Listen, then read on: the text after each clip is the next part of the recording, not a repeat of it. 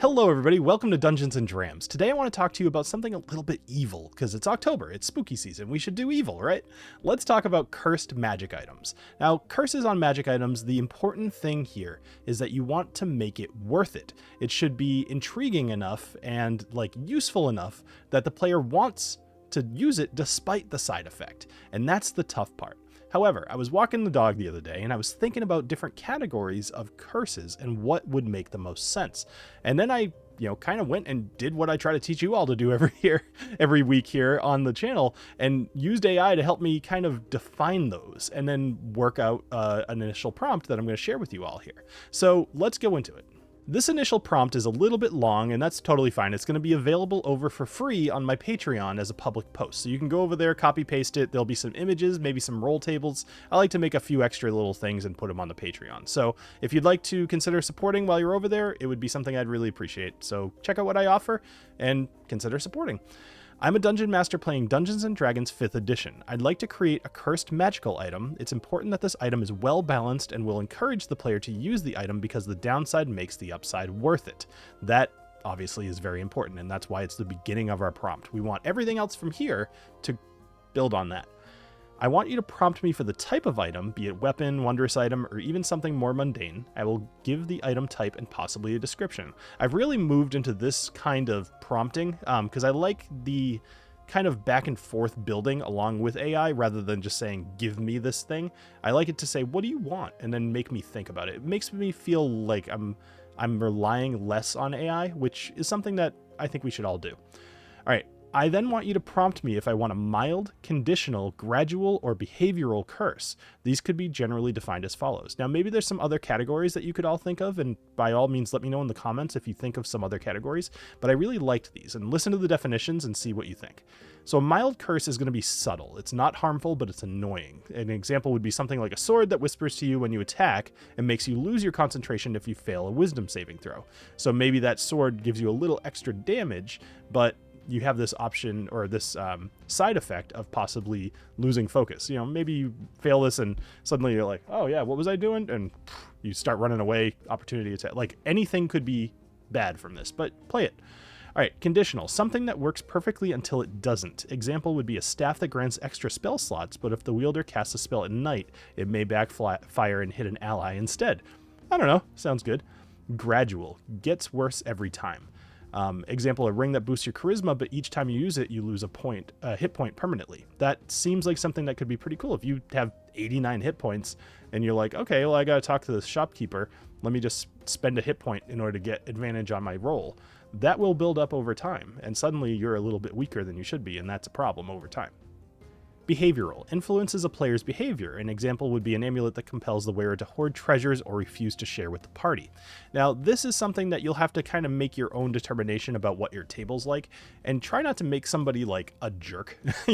Something like this could actually kind of be a bit of a problem if that's out of character for that player to roleplay. But consider what your player's like, what your table's like, and then do something that makes sense. Okay, let's send this prompt along. And it prompts me for what I'd like to make. Perfect. So I would like to make a magical bow because, let's start off with a weapon. It's something we're all familiar with, but swords have been done to death. So I would like to make a magical bow. This will be equipped by a ranger in my party as their primary weapon. It will be found in a dungeon behind a hidden wall and clearly meant to be hidden from the world. It will be made of ebony wood and string, and the string is made of spun gold. I'd like to have a mild curse on this. My player will find this at around level 4. I wanted to give it a little extra information because I really wanted it to have something to work with as this first prompt, because I haven't been able to give it back any feedback like that's the right way to go with this. This is too predictable. This is cliche. This is not cliche. All of these things. All right. So great choice for this magical bow. Do you want it to have any specific abilities or bonuses that make it attractive to use? For example, increased damage, bonus to attack rolls, or maybe something more unique like additional elemental damage or utility features. Okay, let's make the bow more accurate because at level 4, you're still probably going to be missing quite a bit. The good news is this came up with a really good one on its first try, which, peeking behind the curtain a little bit, doesn't always happen. Sometimes editing happens. All right, so we've got Bow of the Hidden Mark. It's a magical longbow, ebony wood with a string of spun gold. It requires attunement. It's rare, which is pretty cool. Like getting a rare item at level 4 is nuts. And, any reasonable player might wonder why. So it's got a description here, just kind of talking about how the arrows fly straighter than normal, etc., etc. It's just flavor text. Okay, the magical abilities. Again, I'll put all of this on the Patreon. That way I don't just sit here and read at you. But the magical abilities, it has increased accuracy. It's got a +2 bonus to attack rolls. So that's awesome at level 4. True Shot. It's once per short rest, the wielder can focus on a target as a bonus action, thus making True Shot at all useful, gaining advantage on the next attack made with the bow. Cool. Now the mild curse here, it's got lingering echo. Each time the wielder makes an attack and misses, they hear a faint whisper in their mind, criticizing their shot. That sounds fun to RP as a DM. I don't know, I'm like picturing just teasing the player for missing. It's awesome. The whispers grow louder with each consecutive miss, making it harder to focus. If the wielder misses 2 attacks in a row, they must succeed on a DC 13 wisdom saving throw or suffer disadvantage on their next attack as the whispering becomes distracting. Now, I see this as building on itself. So they've missed 2 shots, they've failed their save, and now I'm speaking to them in their mind. They missed their 3rd shot. Now they have to make another save, and they continue to have disadvantage each time. I love that. The curse impact is the curse is mild and annoying, but the benefits of the bow increased accuracy and the True Shot feature, which will make it attractive to use, despite the downside.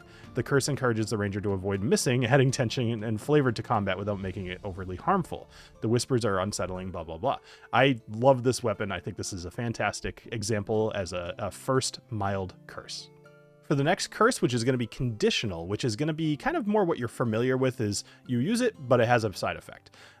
Let's make a wondrous item with a conditional curse. This should be a music box, rough-hewn and seemingly made by an amateur, as if they were compelled to create it but didn't have the skill. I was kind of thinking about this. I was like, what item would make sense? And for some reason, I thought of music box, which doesn't feel all that unique, but then I was like, what can make it unique? Well, it sucks, right? It looks ugly, but for whatever reason, it exists. So why? All right, let me know what you think about this music box. I kind of like it, and maybe I also feel like it's not cool enough, but let me know what you think. So this is the compelled music box. It's a wondrous item, rough-hewn wood, poorly crafted.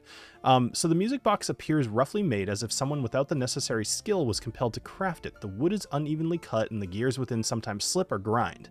Yet despite its crude appearance, when wound, the music it plays is eerily beautiful, hauntingly echoing through the air.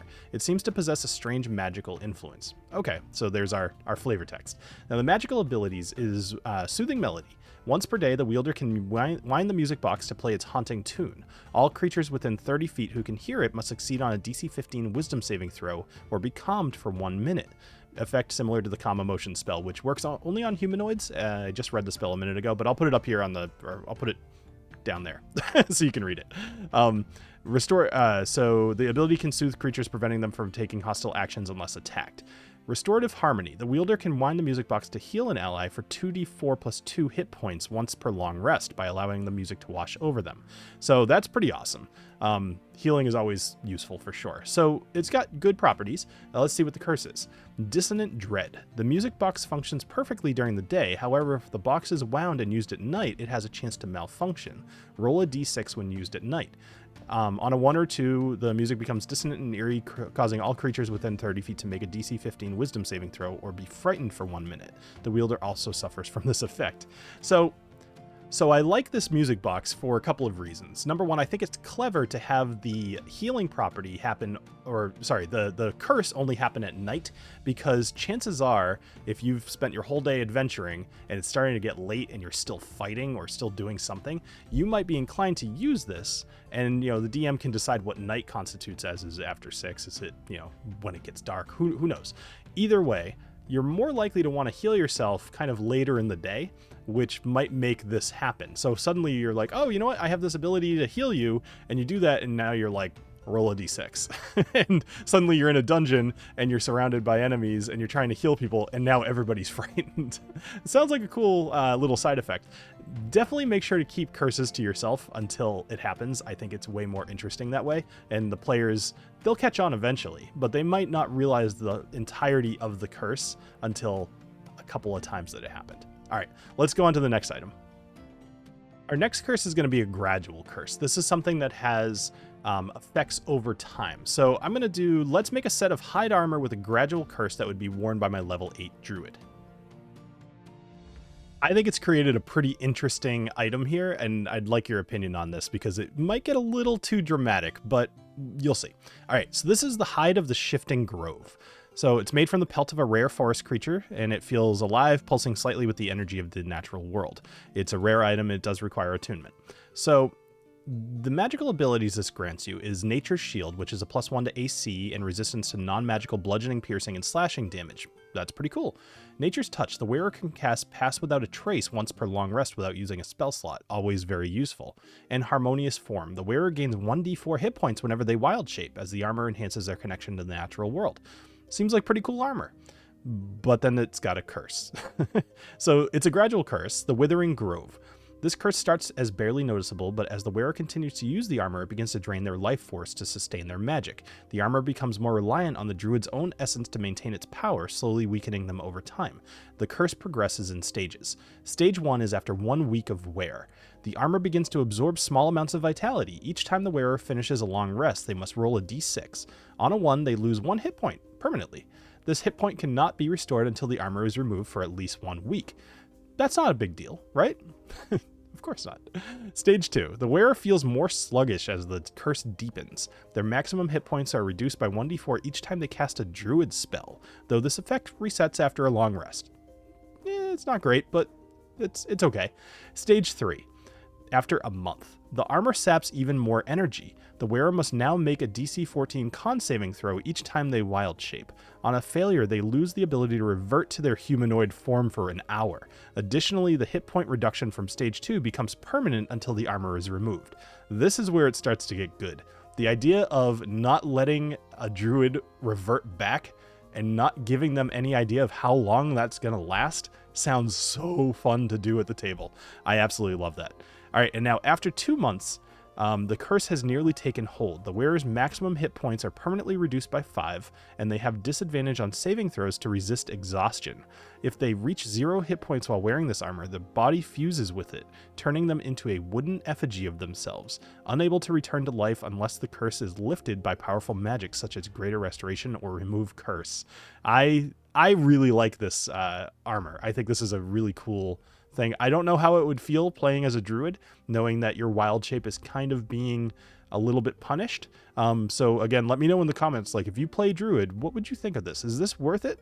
I kind of think this would be really fun as a DM, but maybe I'm being a little sadistic. Now to cover our last type of curse, which is potentially a little bit more problematic. This is the behavioral curse. So you'll want to make sure that you're careful putting this on somebody at your table. Make sure that they're good at RP. Make sure that whatever it is isn't going to make them too much of a jerk at the table, because you don't want people to dislike this player or make them just decide it's not worth having because the physical players at the table don't like them. It's not about the characters always. Sometimes it's about the players. Let's create one last magic item. This will be an amulet with a behavioral curse. The amulet should be an eye encased in glass. It hangs from a necklace made of what appears to be braided horsehair. I was kind of going a little creepy here because, again, October, but let's see. Something about this amulet makes me think of Warlock, and I'm not entirely sure why, maybe just some of the ones I've listened to on podcasts or whatever, but this is called the Watcher's Amulet. It's a wondrous item, amulet, a single unblinking eye encased in cracked glass, suspended from a necklace of coarse braided horsehair. The eye seems to follow anyone who moves near it. It's uncommon. All right, so the magical abilities here is the All-Seeing Gaze. The wearer gains advantage on wisdom perception checks while wearing the amulet. Once per long rest, the wearer can activate the amulet to gain 30 feet of true sight for 1 minute. That could be really helpful, depending on your campaign. So if the person has this, make sure you put something for them to find. Otherwise, it won't be worth it. Behavioral curse. Paranoia. The eye sees more than just the outside world. It sees into the wearer's mind, feeding their insecurities and fears. Over time, the wearer becomes more and more suspicious of those around them. This manifests in stages. Now, this is what I love about the behavioral concept. It has multiple stages. I really liked this about the last one too, but I like things that progress and get worse over time. I don't know why. All right, stage 1. The wearer feels an ever-present sense of being watched. They begin to doubt others' intentions, especially during moments of vulnerability. The wearer starts to mistrust others in the party, requiring a DC 12 wisdom saving throw to share valuable information or treasure. Now, this happens after 1 week of wear. Now, something good about amulet like this is the kind of thing that they're probably just going to stay attuned to throughout the entire campaign unless they find something better, but it's unlikely that they would ever just take this off because they want to replace it. So this time will end up happening, and you know, sometimes looking at these like after 2 months, you know, how many campaigns really last that long? Probably a lot of them, but it's going to take a while, right? Anyway, stage 2. After 2 weeks, the wearer's paranoia deepens. They now suspect their allies of plotting against them. The wearer has disadvantage on persuasion checks made to trust others or collaborate. Additionally, they must succeed on a DC 14 wisdom saving throw to accept healing or beneficial magic from another party member. I love the idea of RPing this. Be like, no, you don't heal me. Don't worry about it. Don't make your healer waste their spell on this though. Make it like obvious that they're about to heal, and then the guy like declines it or something to that effect. Stage 3. The paranoia has taken root. The wearer refuses to let anyone stand behind them or within 5 feet for an extended period. In combat, if an ally ends their turn within 5 feet of the wearer must succeed on a DC 16 wisdom saving throw or take a reaction to move away or lash out in defense. Now, here's why I like this. Say you're in combat and your, you know, let's say warlock has this amulet on, and maybe they're up front, whatever. You're flanking a monster, and somebody's standing within 5 feet of you, and you have this flanking. Now you push them out of the way in the middle of combat for whatever reason, and now they've maybe wasted their turn to take their action to shove, but you also like what? You lose your advantage on the attacks. Everything about this is cool. Stage 4. The wearer's paranoia becomes overwhelming. They start to believe that even their closest allies are conspiring against them. The wearer must make a DC 18 wisdom saving throw at the start of each day or refuse to participate in group decisions suspecting sabotage. They may also begin to withhold key information, believing it safer to act alone. Now, what I like about this is it doesn't say, hey, become a lone wolf after all of this time and kind of be that annoying character. It just says that you're not going to participate in decisions. So this could be role-played by the character of, you know, your whole group is making a decision together and they're just quiet. Maybe they're, you know, throwing something out there that's like false information to try to steer them away from whatever they think is happening. All of this could easily be RP'd by somebody who's pretty good at it and not really be suspected by the players, except maybe that stage 3. Shoving somebody out of the way in a fight seems strange. But I love this. I think this is a fun item. Well, there you have it. We've now got our prompt, we've got all of our different types of curses, and we've generated some cool things. Let me know which one was your favorite, which one, if any, would you want to use in your campaign. If you don't like any of these or you want to change something, let me know what that is too. And you can find all of these over on my Patreon in a free post, and go ahead and copy the prompts and generate some yourself. All right, thank you everybody for joining me here on Dungeons and Drams. I hope you have a great rest of your day, and make sure you make it worth it for your player. All right, cheers.